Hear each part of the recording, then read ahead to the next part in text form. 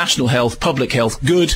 Private health, not good. So that's fine. Anyway, so Taking Liberties, which is a partisan documentary about the alleged erosion of civil liberties under the Blair government. And basically what it does is, it's very rough and ready. It's very British. It takes sort of DV footage of protesters being arrested and new interviews and archive footage, stuff from the television, and intercut with a couple of quite funny film clips. One very good thing of Tony Hancock saying, "Does Magna Carta mean nothing to you? Did she die in vain?" You can laugh now. That's a very good joke. In its original form. Okay, fine. I don't do Tony Hancock. Anyway, so here's a clip which... In your vast wardrobe of voices. Do you keep voices in a wardrobe? I don't think so. No. You might do in your vast array of voices, you haven't got a Hancock. I can't do Tony Hancock. No, I can't do Tony Hancock. But repertoire was obviously what I was looking for. It was. Thank you very much. And somebody just told you that from the control room. Yes, they have, because I saw your eyes do that thing that they do when somebody speaks in your ear. I am always hearing voices. Okay, fine. Yeah, I know. Fine.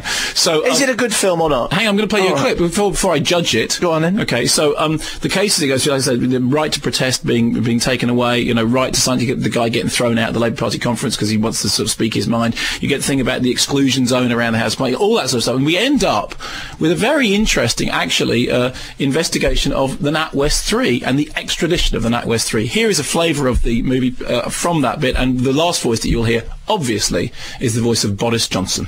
Giles Darby, David Birmingham and Gary Mulgrew were handed over to US Marshals at Gatwick Airport early this morning.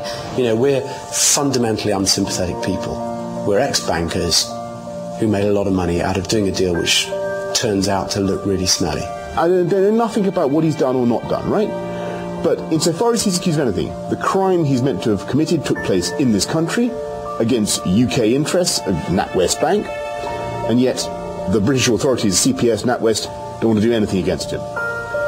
It's the Americans who found some tangential involvement in the Enron business who want to extradite him, and simply on their say-so, without the production of any prima facie evidence, he's been dramatic overstatement, and as I said, a very kind of English protest. And in the end, I think the English kind ofness of it wins out. My problem, if I have a problem, is that I don't know that makes it a great film. But I think what it does make it is a good, interesting look at, you know, the need to protect civil liberties. It's not saying that we now live in a Big Brother state. It's not saying that we now live in a police state. It's not saying we now live in, you know, we don't. None of these things are true. But what it is saying is defend your right to protest.